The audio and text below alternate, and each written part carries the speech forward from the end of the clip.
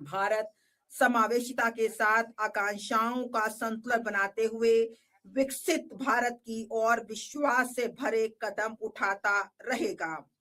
बढ़ते व्यापार और पूंजी आवश्यकताओं के साथ बढ़ती अर्थव्यवस्था के रूप में भारत को वैश्विक बाजारों से नजदीकी से एकीकृत होना होगा और अधिक से अधिक निर्यात करना होगा तथा दीर्घकालिक निवेश को भी आकर्षित करना होगा। भाग एक। जब मैं बजट का भाग का आरंभ कर रही हूं, मैं विश्व की सबसे बड़ी अर्थव्यवस्थाओं में से एक बनने की दिशा में आगे बढ़ने में बड़ी मजबूती के साथ हमारे साथ खड़े रहने के लिए लोगों के प्रति अपना आभार व्यक्त करती हूं। हमारा लक्ष्य है कि हम विकास के लाभ प्रत्येक किसान, अनुसूचित जाति, अनुसूचित जनजाति, घुमंतु, युवा, गरीब और महिलाओं तक पहुंचाना सुनिश्चित करते हुए आकांक्षा को उपलब्धि तथा संभावना को कार्य निष्पादन में परिवर्तित करें। विकसित भारत युवा नेता वार्ता 2026 में हमारे प्रधानमंत्री जी के साथ अनेक नवोन्मेषी विचार साझा किए गए जो कई प्रस्तावों का आधार बने हैं, जिससे एक युवा शक्ति संचालित बजट बन गया है। हमारी सरकार का संकल्प हमारे गरीब, शोषित और वंचितों पर ध्यान देना है। इस संकल्प को पूरा करने तथा यह देखते हुए कि कर्तव्य भवन में तैयार होने वाला यह बजट पहला बजट है, हम 3 कर्तव्यों से प्रेरित हैं। हमारा पहला कर्तव्य उत्पादकता और प्रतिस्पर्धा को बढ़ाते हुए आर्थिक विकास को तेज और सतत बनाए रखना तथा विश्व में बदल रही परिस्थितियों का सामना करने की क्षमता को विकसित करना है।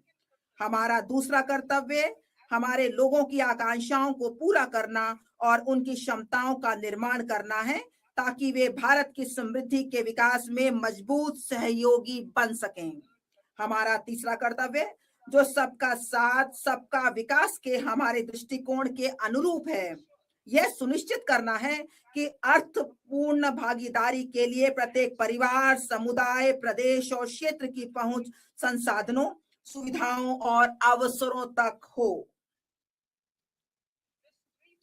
इस त्रिआयामी दृष्टिकोण के लिए एक सहायक परिवेश की आवश्यकता होगी। पहली आवश्यकता ढांचागत सुधारों की गति को निरंतर, अनुकूलन और प्रगतिशील बनाए रखना है। दूसरा, एक मजबूत और समुत्थानशील वित्तीय क्षेत्र बजट जुटाने, दक्षतापूर्ण पूंजी आवंटन तथा जोखिमों के प्रबंधन का आधार है। तीसरा, आर्टिफिशियल इंटेलिजेंस एप्लीकेशन सहित अति उन्नत प्रौद्योगिकियां सुशासन में सहायक बन सकती हैं। सुधार एक्सप्रेस। हमारी सरकार ने रोजगार के सृजन, उत्पादकता को बढ़ाने तथा विकास में तेजी लाने की दिशा में व्यापक आर्थिक सुधार किए हैं। वर्ष 2025 में स्वतंत्रता दिवस पर प्रधानमंत्री जी की घोषणा के पश्चात 350 से अधिक सुधारों को शुरू किया गया है। इसमें जीएसटी का सरलीकरण, श्रम संहिताओं का अनुसूचित करना तथा अनिवार्य गुणवत्ता नियंत्रण आदेशों को युक्ति संगत बनाना शामिल है। उच्च स्तरीय समितियां गठित की गई हैं तथा इसके साथ साथ केंद्र सरकार राज्य सरकारों के साथ मिलकर विनियमन हटाने तथा अनुपालन संबंधी अपेक्षाओं में कमी लाने की दिशा में काम कर रही है। सुधार एक्सप्रेस अपने मार्ग पर चल पड़ा है और यह हमारे कर्तव्य को पूरा करने में मदद के लिए अपनी गति बनाए रखेगा। अब मैं विशिष्ट प्रस्तावों की ओर बढ़ती हूँ। पहले कर्तव्य के तहत आर्थिक विकास में तेजी लाने और इसे बनाए रखने के लिए हमारे पहले कर्तव्य के अंतर्गत मैं 6 क्षेत्रों में पहलों का प्रस्ताव करती हूँ। पहला, 7 रणनीतिक और अग्रणी क्षेत्रों में विनिर्माण को तेज करना।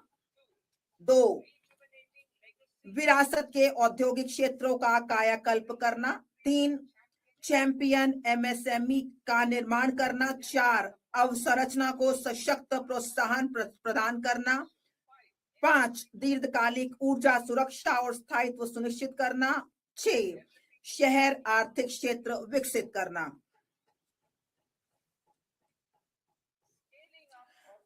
रणनीतिक और अग्रणी क्षेत्रों में निर्माण को तेज करना, बायोफार्मा शक्ति मतलब ज्ञान, प्रौद्योगिकी एवं नवाचार के माध्यम से स्वास्थ्य सेवा के लिए रणनीति, भारत का रोग बोझ गैर संक्रामक बीमारियों जैसे कि मधुमेह, कैंसर, ऑटोइम्यून डिसऑर्डर की ओर बढ़ते हुए देखा गया है।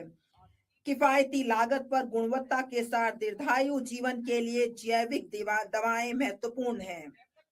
भारत को एक वैश्विक बायोफार्मा विनिर्माण केंद्र के रूप में विकसित करने के लिए मैं अगले 5 वर्षों में 10,000 करोड़ के परिव्यय के साथ बायोफार्मा शक्ति का प्रस्ताव करती हूँ। इससे जैविक और जैव समृद्ध के घरेलू उत्पादन हेतु परिवेश का निर्माण होगा। इस रणनीति में 3 नए राष्ट्रीय बायो फार्मास्यूटिकल शिक्षा एवं अनुसंधान संस्थानों जिसे NIPER और 7 मौजूदा संस्थानों के उन्नयन के साथ बायोफार्मा केंद्रित नेटवर्क शामिल किया जाएगा। इससे 1000 से अधिक मान्यता प्राप्त इंडिया क्लिनिकल ट्रायल साइटों का एक नेटवर्क तैयार होगा। हम वैश्विक मानकों और अनुमोदन समय सीमा को पूरा करने के लिए एक समय समर्पित वैज्ञानिक समीक्षा संवर्ग और विशेषज्ञों के माध्यम से केंद्रीय औषधि मानक नियंत्रण संगठन को सुदृढ़ बनाने का प्रस्ताव करते हैं। इंडिया सेमीकंडक्टर मिशन 1.0 ने भारत की सेमीकंडक्टर क्षेत्र की क्षमताओं का विस्तार किया है। इससे आगे बढ़ते हुए हम उपकरण और सामग्रियों के उत्पादन, पूर्ण सुसज्जित भारतीय IP डिजाइन तथा आपूर्ति श्रृंखलाओं को मजबूत करने के लिए ISM 2.0 का शुभारंभ करेंगे। हम उद्योग को विकसित करने तथा कुशल जनशक्ति तैयार करने हेतु उद्योग आधारित का भी करेंगे।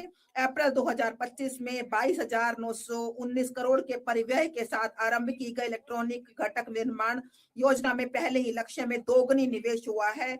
इस तेजी का लाभ उठाने के लिए हम परिव्यय को बढ़ाकर 40,000 करोड़ करने का प्रस्ताव करते हैं।